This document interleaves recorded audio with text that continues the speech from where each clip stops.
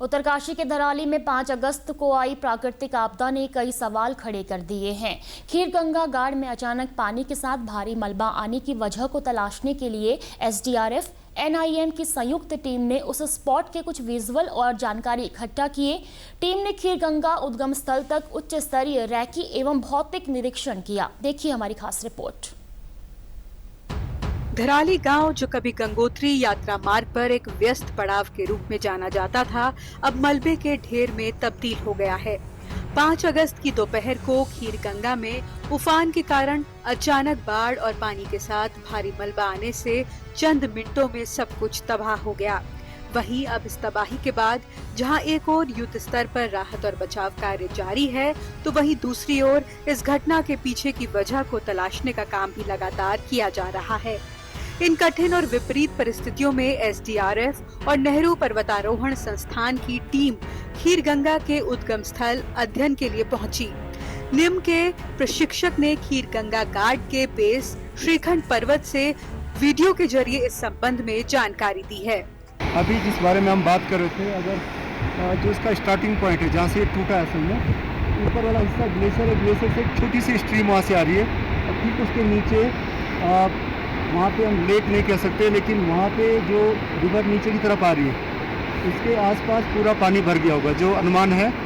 और पानी भरने से उसका लोड बढ़ा है और वो नीचे की तरफ पूरा वहाँ से टूटा हुआ है। उस जगह को अगर आप देखेंगे, वो पूरे गहराई में अभी नदी चली गई। कभी वो नदी ऊपर से आया करती, ऊपर से, और उसके अंदर से पानी आता था, लेकिन अभी ये सब पूरा वो हिस्सा नीचे निकल के आ गया। पूरा ये लैंडस्लाइड है, असल में एक ह्यूज लैंडस्लाइड हुआ है इस एरिया में।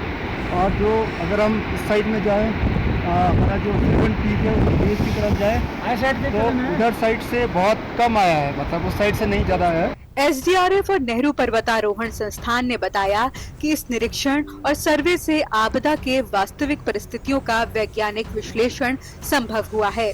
टीम की तरफ से जुटाए गए सभी डेटा को उच्च अधिकारियों और वैज्ञानिक संस्थानों को भेज दिया जाएगा। वहीं टीम के वापस लौटने के बाद हमारे संवाददाता दिग्बीर बिष्ट ने NIM के प्रशिक्षक शिवराज सिंह पवार से बातचीत की और इस घटना को समझने का प्रयास किया।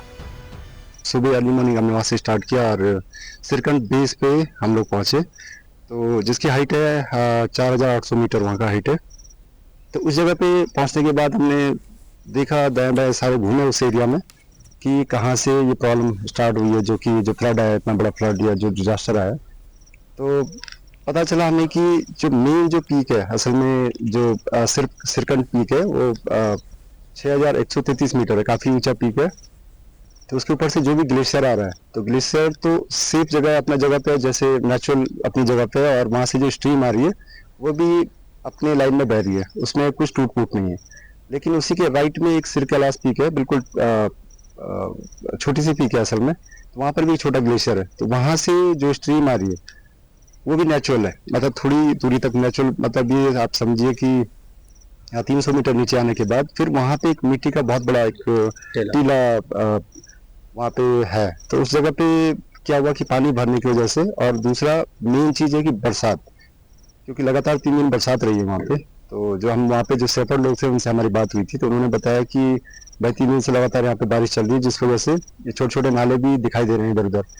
तो ये दोनों जो मैं आपको बता रहा हूँ कि एक सिरकंड वाला जो नेचुरल स्ट्रीम है, और दूसरी तरफ से जो ये टूट के आया, इन दोनों ने मिलके फिर जहाँ पे मिलते हैं वहाँ से थोड़ा सा डाउन स्लोप शुरू हो जाता है।